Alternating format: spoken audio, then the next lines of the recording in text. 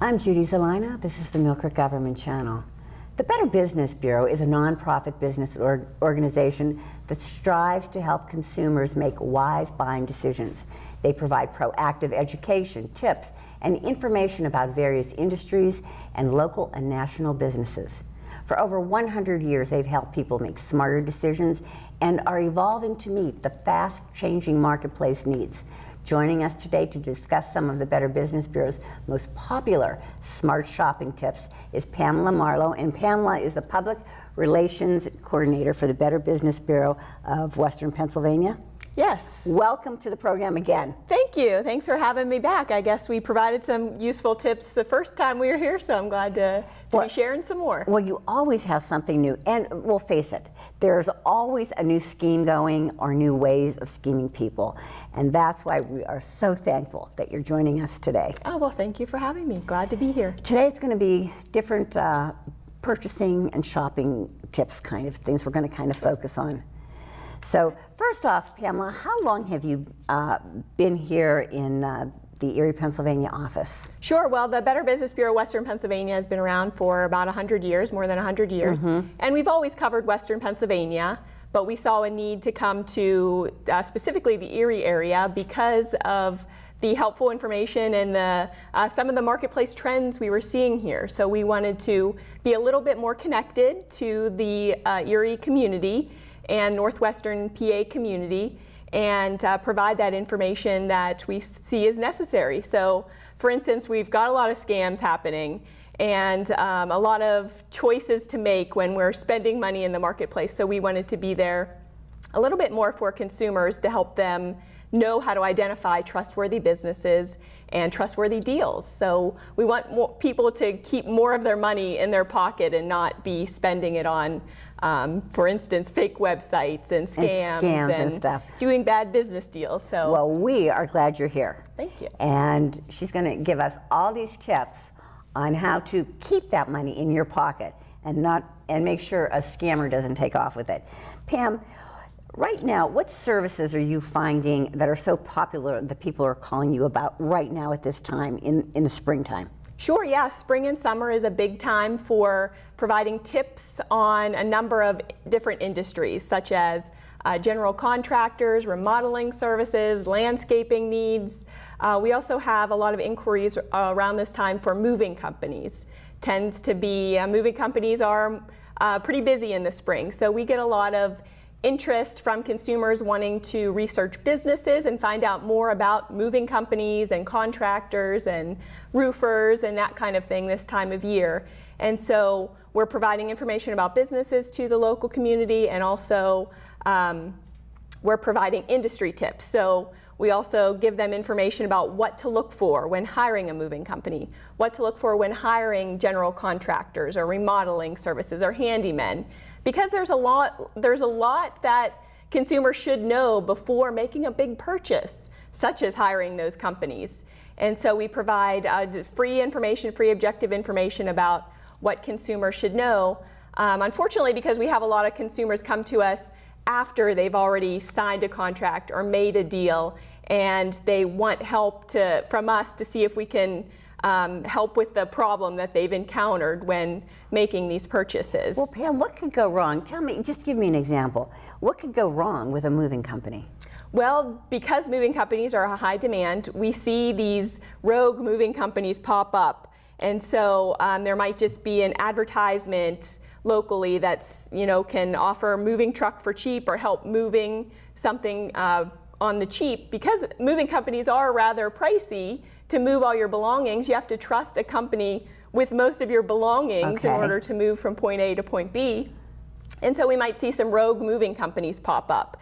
So people that aren't properly licensed. Moving companies need to be licensed by the state and sometimes federal governments. And so we're seeing these rogue movers that want to make a few bucks off a consumer say, hey, yeah, we can move this stuff for, give you a cheap quote, and then bring this unmarked truck to your house, take your belongings, and in some cases, keep your belongings, kind of like hijack them until more money is paid because of, they make up some type of an excuse why they need more money. And in some cases, they take your belongings altogether.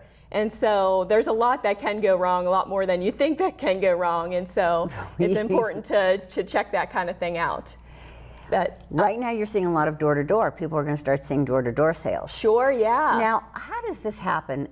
It's almost like we're invaded by maybe some college kids or people that don't live here, and they're selling different items. Sure, yes. They're allowed to do that? They're allowed to go door to door? How does that work? Well, you should check with your local municipality to make sure that, to see if a door-to-door salesperson needs a solicitation permit. And so that's one thing that you can check to make sure solicitors are allowed in your area. Okay. But there are reputable, honest salespeople that do business door to door. So not everybody, you have to be, on the lookout for, yes. Sure, yeah, there are reputable salespeople that do business door to door legitimately. But there are also people who are imposters and sometimes pretend to be those reputable and legitimate companies that show up at your door to provide some type of service. What are some red flags that we would know the difference kind of between the two? Sure. Well, some of the most popular services are sold door to door. You'll see magazine salespeople, meat salespeople. We've had complaints last summer, I remember, from this area about meat salespeople that will sell meat door to door. And we also see home security experts providing services or upgrading services. And so you always want to ask for identification and see their solicitation permit. With the home security professionals, they recognize that you have a home security system. Sometimes you have a sign in your front yard representing the security company that you have. And so security companies will show up in your community and say they're representing that company that you have listed on the sign in your front yard. Okay. And tell you that they're there to upgrade your system or provide a new free service, something of that sort. And so you may give them access to your home and your security alarm, whereas they'll change the system over to some other company's system, and then they'll have you sign the paper saying that they were there and they upgraded your system, but they really switched it over to another company's system. We see this a lot, home security switches. Really? And so, yeah, anytime a home security representative comes to your door, you're going to want to make sure to get their identification, get the company that they're from. It better be the company that you actually have a service with.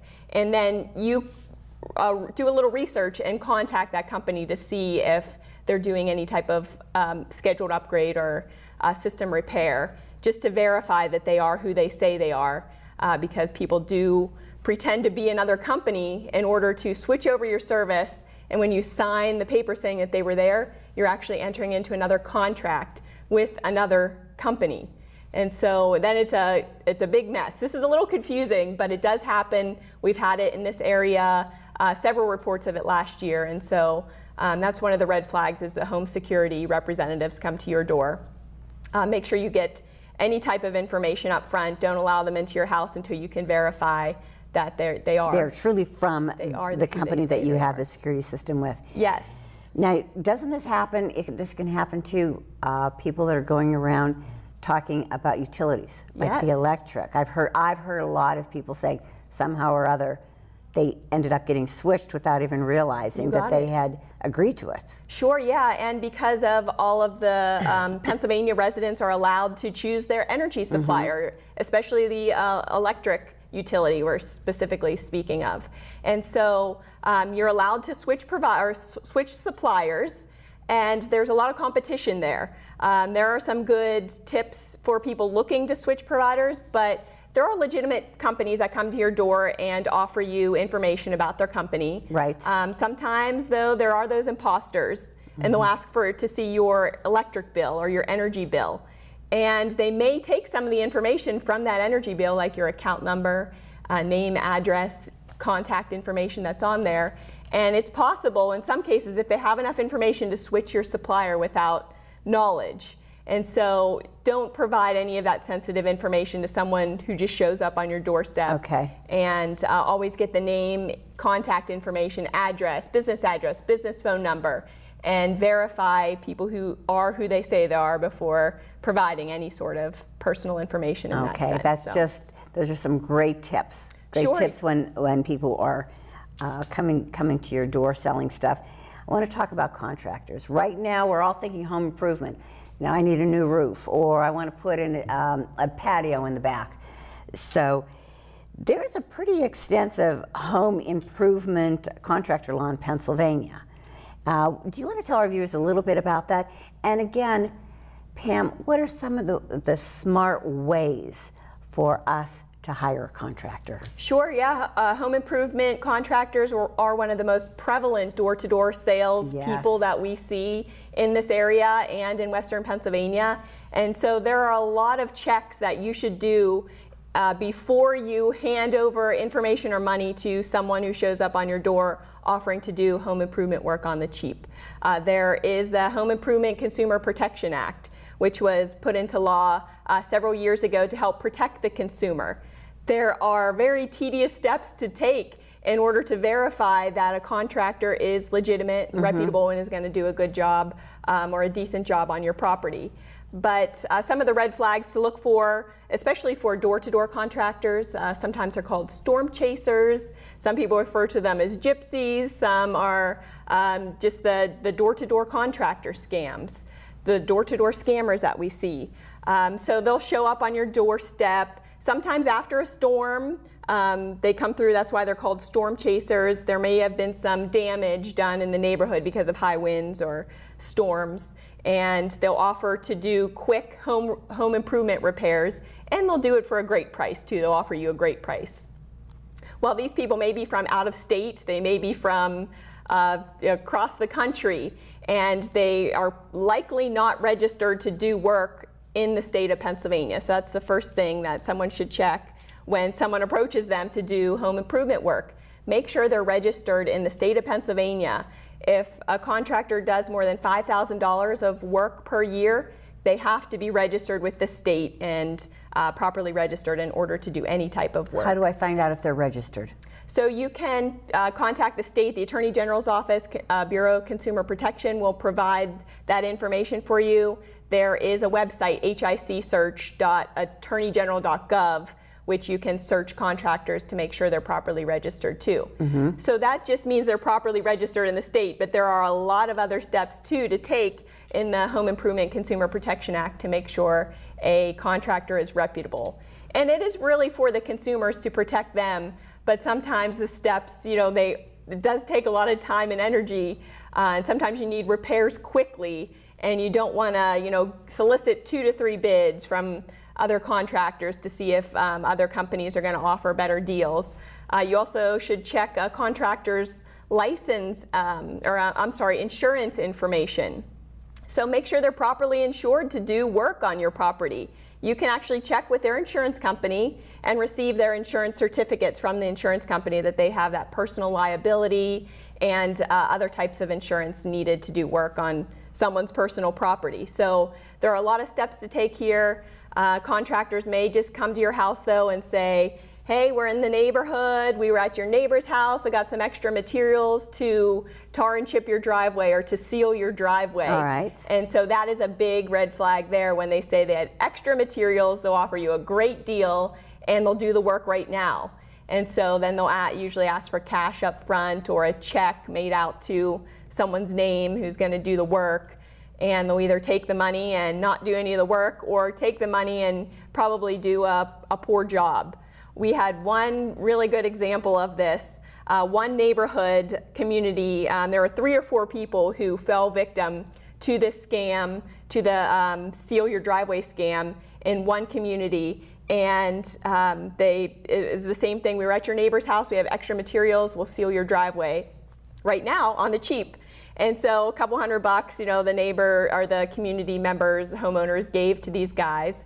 And it looked like they did a real nice job in the driveway. Okay. Well, basically they just took a black paint and they had some other material in with the black paint and put this material on the driveways. Well, you could tell every house in that community that got hit a couple days later, because next time it rained, all of this black paint was running down the road in this Oh community. my So you could gosh. see 3 or 4 people's the homes in that community. There was this black paint that was running down the road. So no one in that community decided to check out who the company was or where they were from, because then they came to us to ask what they can do about it. And no one had the actual business name or business address or business phone number. So we had no idea who did this to the community, and there's no way that we can then go find them and ask. It was just some fly-by-night came in, Yes. saw an opportunity, took it, and he was gone. Sure, yeah, and these people often have the out-of-state plates, which is a red flag because they're probably not registered to do Okay. work here, but they offered these neighbors a great deal to, make their driveway and their homes look a little nicer by sealing their driveway, and they ended up scamming all those people in the neighborhood. And that was one of the more obvious scams, home improvement scams that we've seen at the Better Business Bureau. So. Wow. What about when contractor asks you for payment up front? Sure, this is a red flag too, especially if they ask for cash payment up front or for a check made out to an individual's name rather than a business name. Okay. It's actually in Pennsylvania law, the Pennsylvania Consumer Protection Act, the Home Improvement Consumer Protection Act, that there is a rule of thirds, which is the good way, I guess the easy way to say it. A rule of thirds is you pay 1/3 of the total price, the total contracted price up front. You pay 1/3 when the project is halfway completed, and then the final third once the job is done and completed to your satisfaction. So it's in the Pennsylvania law to only pay for 1/3 of the contracted price up front. That is for contracts over $5,000, but it's to protect the consumer from providing all of the, a down payment in cash or check up front, and then maybe have the contractor take off, not come back. So it's in the state law to do 1/3 upfront or 1/3 of the cost of the contract plus any special order materials that are needed to complete the job. So there's a little bit of leeway there, but remember the rule of thirds when getting into a big contract. And just with- research. Absolutely, Okay. yes. Know who you're dealing with. Exactly. Now I wanted to talk about the Better Business Bureau usually deals with scam websites or fake websites, and anybody can fall prey to them. Sure. Am I correct? How do we avoid falling victim to one of these schemes? This is tricky because they're It's really all over tricky the place now. Because yes. I was just telling Pam about one that I had seen that I very easily could have fallen a victim to, but I didn't. Sure, yes, and the best way to recognize that a website may be a little sketchy is to look at the URL. The address bar is one of the best ways to verify right off the bat that it's safe to give your information to. So typically websites are with HTTP. Okay. A secure and encrypted site will have the HTTPS. S stands for secure, basically. Okay. It translates to secure. And in the URL, there'll be a lock symbol. And now they're starting to turn green the beginning of the URL as well, the beginning of the address bar. They'll turn green to signify that that website is secure and okay. encrypted. And so that's one way to tell that your information at least will be somewhat protected Okay, somewhat, from okay. those crazy people in cyberspace who will, if they get a hold of your financial information, they're going to do whatever they want with it. So Okay. you want to make sure anytime you're entering financial information or even contact information, your email address, your phone number, make sure you're on a secure and encrypted site. Otherwise, that information could get out into cyberspace and who knows where it'll end up. So that's one way to check to make sure you're on a real website. We're seeing a lot of fake websites and spam websites found on social media.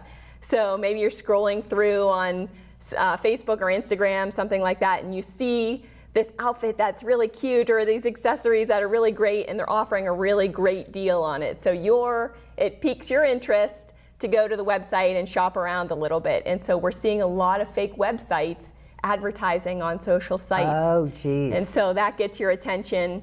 Sometimes those fake websites can pop up in the top of searches as well. If you're looking for a certain type of shoe or jewelry and you type it into Google, and one of the first listings in the Google search is not always legitimate. Sometimes those scammers can get their fake websites into the top of search results. They know what tags to get in there that'll bring it up first. Sure, yeah, you can find it that way, or in other types of advertisements on websites and that kind of thing. There are fake websites. And so you want to be careful with that.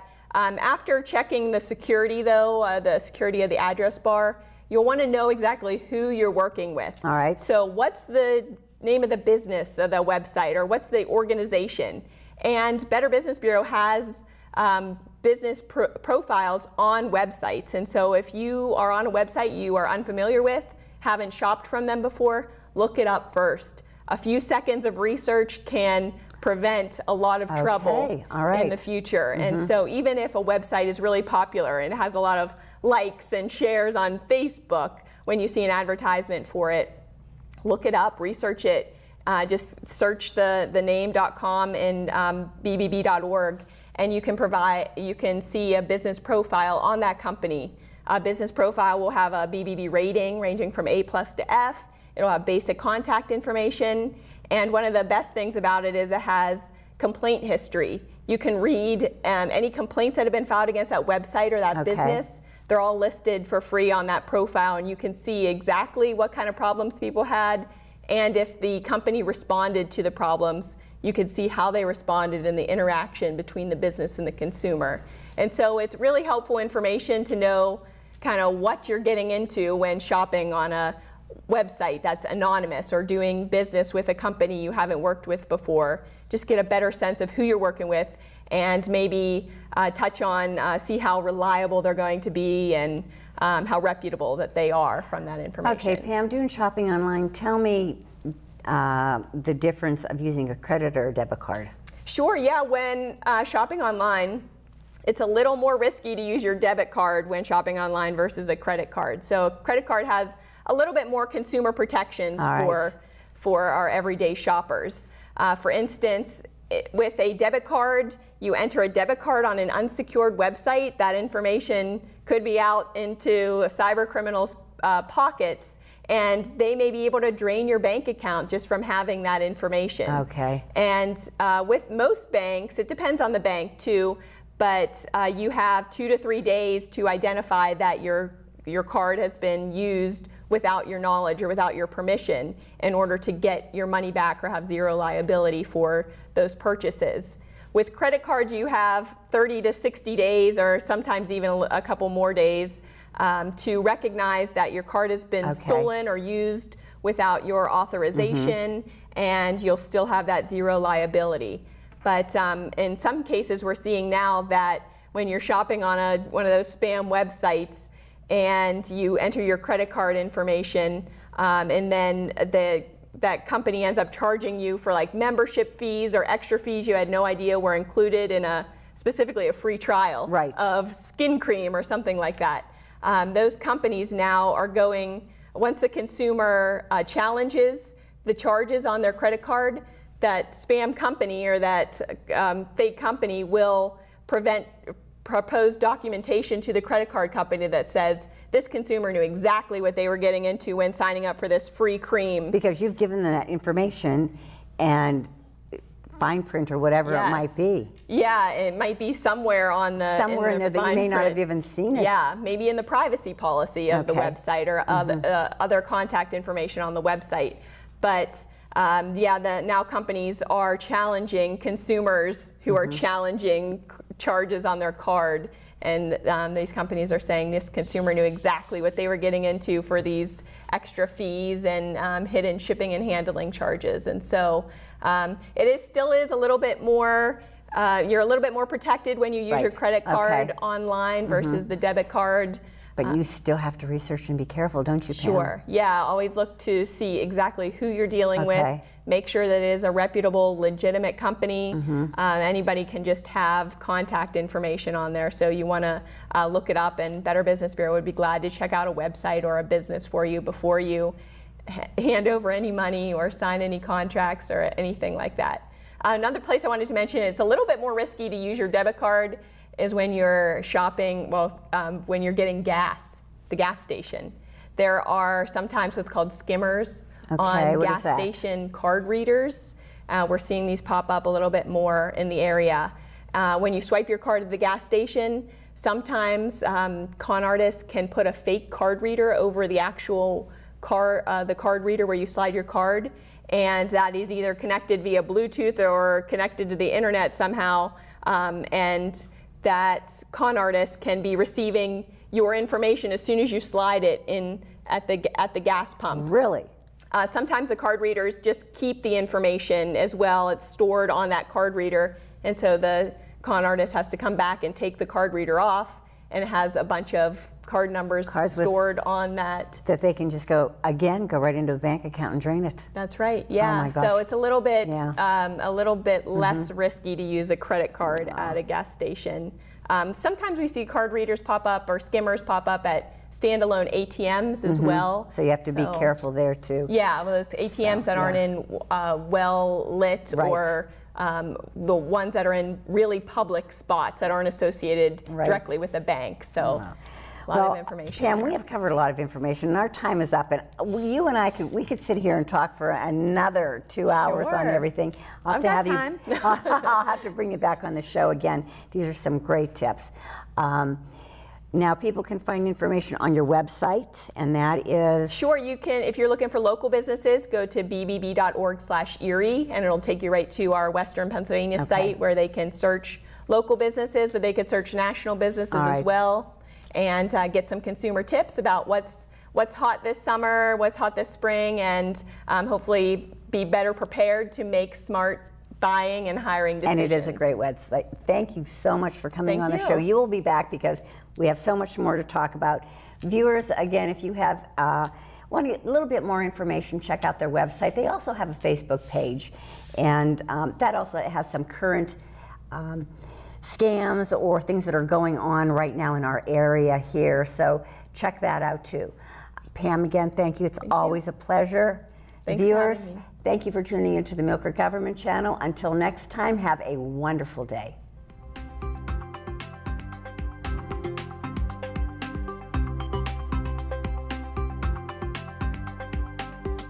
You're watching the Millcreek Government Channel, powered by WQLN Public Media.